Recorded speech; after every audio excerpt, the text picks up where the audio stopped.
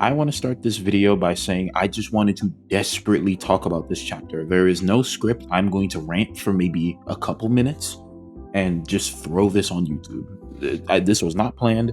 I literally beat the entire chapter in a single day. Like, obviously, I took little breaks, got up to stretch and eat food and be at least slightly productive, but beat the entire chapter. I think it took 7-ish hours, 7 to 8 hours, somewhere around. No, it took like closer to like 7 hours to beat.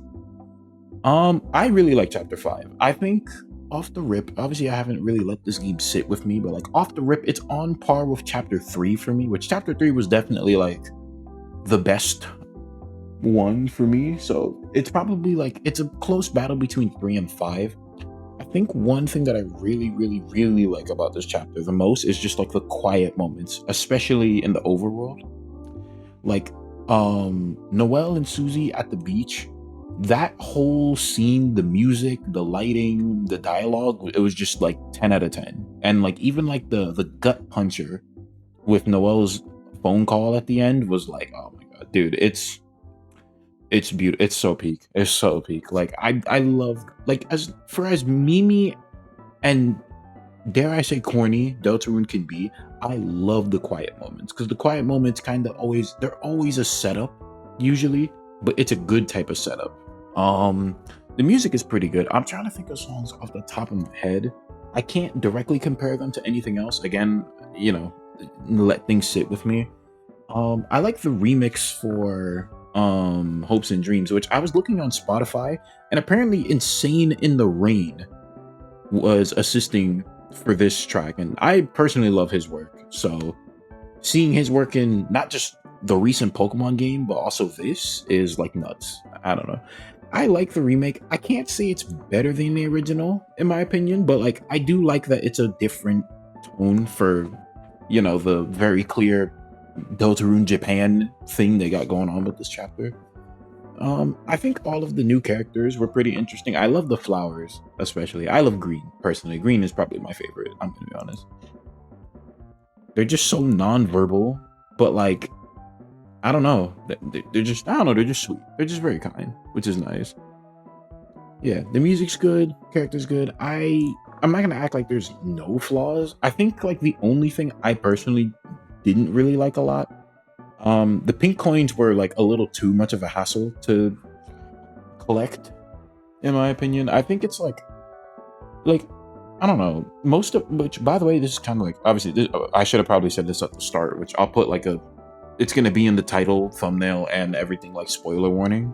So like, I don't know, I really and truly, I just wanted to turn this mic on and just talk about this game. I have no goals in mind. I have nothing else I really want to talk about. I think I've been thinking of whether or not I want to post like full scripted videos for Deltarune, like how I am Ace Attorney right now, but like I don't think I will, at least at the moment. Like I'm thinking between, do I want to, it depends how long it takes between now and chapter 6 to release, which at the end of, unlike the end of chapter 4, where they explicitly said chapter 5 would release sometime this year, they didn't do the same with 6 when they said, to be continued in chapter 6. So could be 2027, could be 28, could be 29. I have no idea. So chances are maybe like when I'm done with,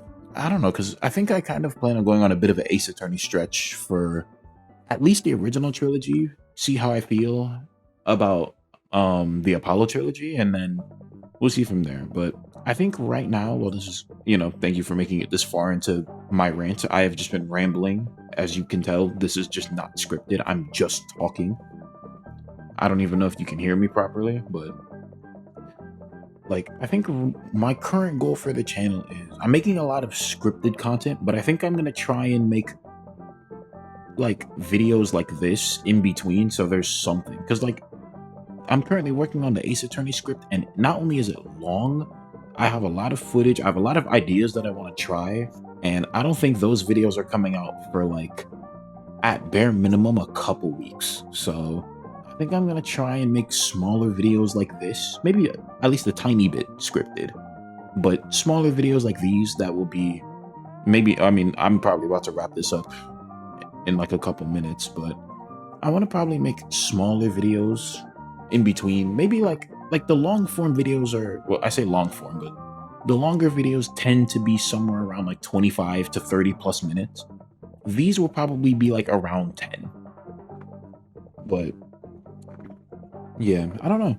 I'm trying to think more and more. What else do I want to talk about? I mean, Flowery is like the obvious one. I think his character design is interesting. The fact that they gave him an entire anime cutscene just caught me off guard.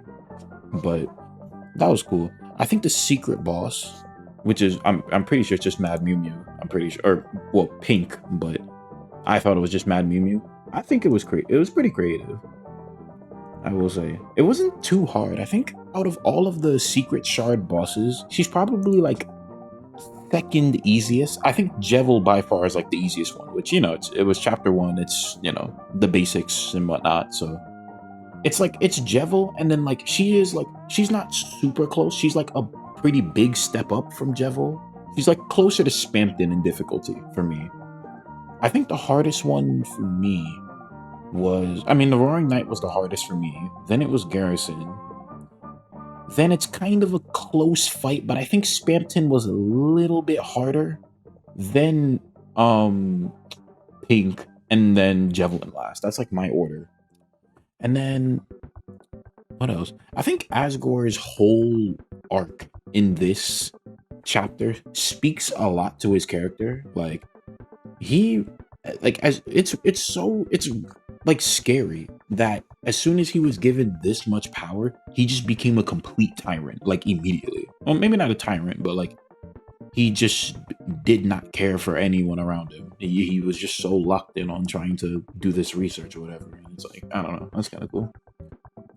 Rouse had like a lot of time to shine in this chapter. Like seeing his own philosophy just basically get just completely spat on by Flowery was like seeing like watching Rouse like actively breaking down at the idea that like somebody like is in his face telling him that his mentality is just like, it's like telling him that his philosophy is just unfair, basically, not only to others but to himself.